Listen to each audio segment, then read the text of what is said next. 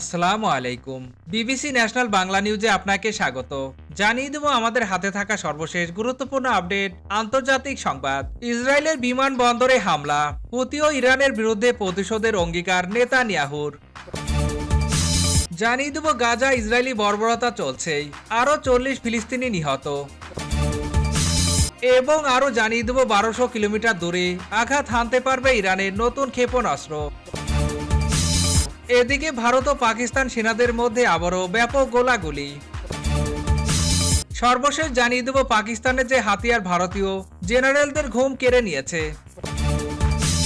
শুনছিলেন সংবাদ শিরোনাম, এখন বিস্তারিত। তবে তার আগে অনুরোধ থাকবে ভিডিওটিতে একটি লাইক এবং কমেন্ট করে জানিয়ে দিন আজকের ভিডিও সম্পর্কে আপনার মূল্যবান মতামত, এবং আরো কমেন্ট করে জানিয়ে দিন ভিডিওটি আপনি কোথা থেকে দেখছেন এবং শুনছেন।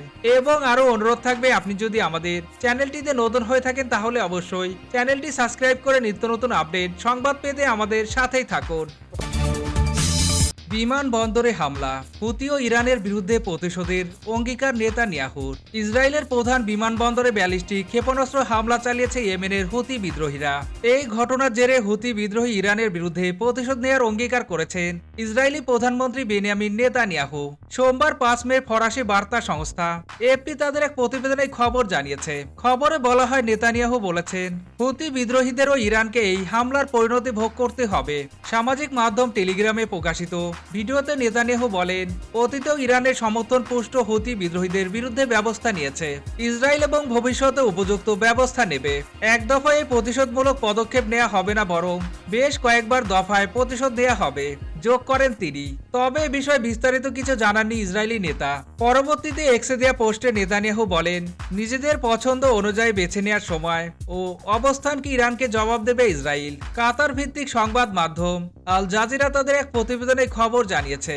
আল জাজিরার যাচাইকৃত ছবি এবং ফুটেজ অনুসারে রবিবার ইরান সমর্থিত ইয়েমেনের বিদ্রোহী গোষ্ঠী হুতির ছোড়া একটি ব্যালিস্টিক ক্ষেপণাস্ত্র ইসরায়েলের বিমানবন্দরের সীমানায় আঘাত হানে, যার ফলে একটি রাস্তা ও যানবাহন ক্ষতিগ্রস্ত হয়েছে এবং বিমান চলাচল বন্ধ হয়ে যায়। রবিবার সকালে ইসরায়েলি সেনাবাহিনী নিশ্চিত করেছে তাদের প্রতিরক্ষা ব্যবস্থা বেশ কয়েকবার ক্ষেপণাস্ত্রটি গুলি করে ভূপাতিত করতে ব্যর্থ হয়েছে, যদিও এটিকে বাধা দেওয়ার চেষ্টা করেছিল। এই ক্ষেপণাস্ত্র হামলায় 8 জন আহত হয়েছে বলে জানিয়েছে প্যারামেডিকেরা। ইসরায়েলি সংবাদ মাধ্যম জানিয়েছে, যুক্তরাষ্ট্রে নির্মিত উন্নত থার্ড সিস্টেম ও তেল আবিবের দূরপাল্লার অ্যারো প্রতিরক্ষা ব্যবস্থা ক্ষেপণাস্ত্রটি ভূপাতিত করতে ব্যর্থ হয়েছে। এই হামলার প্রতিক্রিয়ায় সামাজিক যোগাযোগ মাধ্যম নেতানিয়াহু লেখেন, হুতিদের আক্রমণ শেষ পর্যন্ত ইরান থেকে এসেছে। তিনি লেখেন, ইরানি টেরর মাস্টারদের বিরুদ্ধে বিমানবন্দরে হুতি হামলার জবাব নির্দিষ্ট সময়ে ও স্থানে দেবে ইসরায়েল। ইসরায়েলের হুমকি জবাবে ইরানের প্রতিরক্ষা মন্ত্রী আজিব নাসির জাদেহ বলেছেন, আমেরিকা বা ইসরায়েলের আক্রমণ করলে তেহরান পাল্টা আক্রমণ করবে। ইরানের রাষ্ট্রীয় টেলিভিশনকে নাসির জাদেহ বলেন, যদি যুদ্ধ আমেরিকা বা ইহুদিবাদী সরকার শুরু করে তাহলে ইরান তাদের স্বার্থ ঘাঁটি এবং বাহিনীকে যখনই প্রয়োজন মনে হবে লক্ষ্যবস্তু করবে। তিনি আরো বলেন, ইয়েমেনের হুতি হামলা করার সিদ্ধান্ত নিজেরা নেয়। গাজা ইসরায়েলি বর্বরতা চলছে, আরও 40 ফিলিস্তিনি নিহত। ফিলিস্তিনের অবরুদ্ধ গাজা ভূখণ্ডে দখলদার ইসরায়েলি হামলায় একদিনে কমপক্ষে আরও 40 ফিলিস্তিনি নিহত হয়েছেন। আহত হয়েছেন আরও শতাধিক মানুষ। এতে করে অবরুদ্ধ এই উপত্যকাটিতে নিহতের মোট সংখ্যা 52,530 ছাড়িয়ে গেছে। এছাড়া গত 18 মার্চ গাজায় নতুন করে ইসরায়েলি হামলা শুরু হওয়ার পর থেকে 2400 জনের বেশি ফিলিস্তিনি নিহত হয়েছেন। গাজার স্বাস্থ্য মন্ত্রণালয়ের বরাত দিয়ে গতকাল রবিবার এক প্রতিবেদনে তথ্য জানিয়েছে বার্তা সংস্থা আনাদোলো এজেন্সি।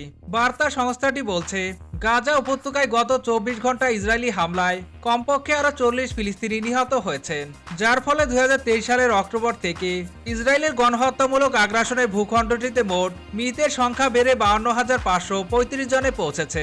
গাজার স্বাস্থ্য মন্ত্রণালয়ের বিবৃতিতে বলা হয়েছে, গত 24 ঘন্টা ইসরায়েলি আক্রমণে আহত হওয়া আরো 125 জনকে গাজার বিভিন্ন হাসপাতালে নেওয়া হয়েছে। এর ফলে সংঘাতের শুরু থেকে আহতের সংখ্যা বেড়ে 1,18,491 জনে পৌঁছেছে। অনেক মানুষ এখনো ধ্বংসস্তূপের নিচে এবং রাস্তায় পড়ে থাকলে উদ্ধারকারীরা তাদের কাছে পৌঁছাতে পারেনি। 1200 কিলোমিটার দূরে আঘাত হানতে পারবে ইরানের নতুন ক্ষেপণাস্ত্র। ইরান আনুষ্ঠানিকভাবে তাদের সর্বশেষ ব্যালিস্টিক ক্ষেপণাস্ত্র কাসেম বাসির উন্মোচন করেছে। 1200 কিলোমিটার পাল্লার ক্ষেপণাস্ত্রটি কঠিন জ্বালানি ব্যবহার করে। রবিবার উন্মোচিত কাসেম বাসিরকে শহীদ হাজ কাসেম ব্যালিস্টিক ক্ষেপণাস্ত্রের একটি হালনাগাদ সংস্করণ হিসেবে তৈরি করা হয়েছে। সামরিক কর্মকর্তাদের মতে ক্ষেপণাস্ত্রটির ওয়ারহেড ডিজাইনে উল্লেখযোগ্য পরিবর্তন আনা হয়েছে, ফলে মিসাইলটি এখন আরও কার্যকর হয়েছে। আকাশ প্রতিরক্ষা ব্যবস্থা এড়াতেও সক্ষম এই ক্ষেপণাস্ত্র কাসেম বাসের একটি তাপীয় ইমেজিং নির্দেশিকা ব্যবস্থা সজ্জিত ক্ষেপণাস্ত্র। নতুন সংস্করণের নির্ভুলতা বাড়িয়ে এটিকে ইলেকট্রনিক যুদ্ধ প্রতিরোধী করে তুলেছে। ইরানের প্রতিরক্ষা মন্ত্রী ব্রিগেডিয়ার জেনারেল আজিজ বলেছেন, নতুন ক্ষেপণাস্ত্রটি 1200 কিলোমিটারও বেশি দূর থেকে সফলভাবে উৎক্ষেপণ করা হয়েছে। বিচ্যুতি বা জিপিএস নেটিফিকেশনের ওপর নির্ভরতা ছাড়াই ক্ষেপণাস্ত্র নির্ধারিত লক্ষ্য বস্তুতে সুনির্দিষ্টভাবে আঘাত করেছে। নাসির জাদেহ দাবি করেছেন, ক্ষেপণাস্ত্রটি নির্দেশিকা এবং চালচলন উভয় দিক থেকে উন্নত করা হয়েছে, যা এটিকে বিভিন্ন স্তরযুক্ত প্রতিরক্ষা ব্যবস্থাকে বাইপাস করার সক্ষমতা দিয়েছে। ইরানি প্রতিরক্ষা মন্ত্রী আরও জানিয়েছে, পরীক্ষার সময় ক্ষেপণাস্ত্রের বিরুদ্ধে তীব্র ইলেকট্রনিক হস্তক্ষেপ প্রয়োগ করা হয়েছিল, তবুও এটি অক্ষত ছিল। পরস্পর বিরোধী কথা বলার জন্য ইরানি প্রতিরক্ষা মন্ত্রী ওয়াশিংটনের সমালোচনা করেছেন। সূত্র প্রেস টিভি নিউজের।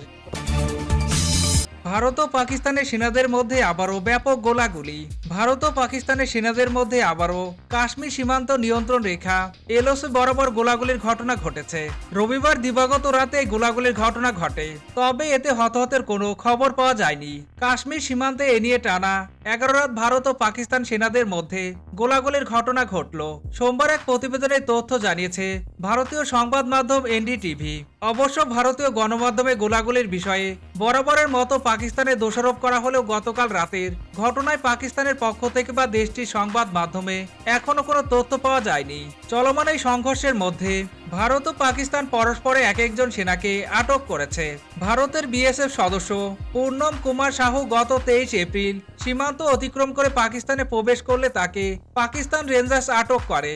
এর পাল্টা জবাবে 3 মে রাজস্থানে এক পাকিস্তানি রেঞ্জার্সকে আটক করে বিএসএফ। এই গোলাগুলি এমন সময় হচ্ছে যখন এপ্রিলের 22 তারিখ পেহেলগামে 26 জন নিহত হওয়ার পর ভারত ও পাকিস্তানের মধ্যে টানাপোড়েনের চরম পৌঁছেছে। দুই দেশ একে অপরের বিরুদ্ধে পাল্টাপাল্টি নানা পদক্ষেপও নিচ্ছে। পাকিস্তানে যে হাতিয়ার ভারতীয় জেনারেলদের ঘুম কেড়ে নিচ্ছে। কিভাবে পেহেলগাম হামলার বদলা নেবে নয়াদিল্লি? ব্যাপারটা নরেন্দ্র মোদী প্রশাসনের মান সম্মানের জন্য বড় প্রশ্ন হয়ে দাঁড়িয়েছে। এ নিয়ে চলছে জল্পনা কল্পনা। সেই প্রত্যঘাতকে কেন্দ্র করে ভারত ও পাকিস্তান পুরো দস্তর যুদ্ধে জড়াবে নাকি বেছে নেবে বিকল্প কোনো পথ? এই প্রশ্নের আপাতত কোনো উত্তর নেই। তবে পাকিস্তানের একটি অস্ত্র ভারতীয় বিমান বাহিনীর ঘুম কেড়ে নেওয়ার জোগাড় করেছে। পাকিস্তানের বিমান বাহিনীর এই বিশেষ অস্ত্রটি হলো airborne warning and control system বা এক্সওয়াস। এটি প্রকৃতপক্ষে বিমানের পিঠে বসানো অত্যাধুনিক উড়ন্ত রাডার। ইসলামাবাদের হাতে এ ধরনের মোট 11টি বিমান রয়েছে। মাঝ আকাশে ডগফাইটের সময় এগুলোর সাহায্যে ভারতীয় জেটকে বিপথে চালিত করতে পারে পাকিস্তানের বিমান বাহিনী। তাই একে রাওয়ালপিন্ডির সেনা কর্তাদের আস্তিনের লুকানো সাপই বলছে ভারতীয় গণমাধ্যম।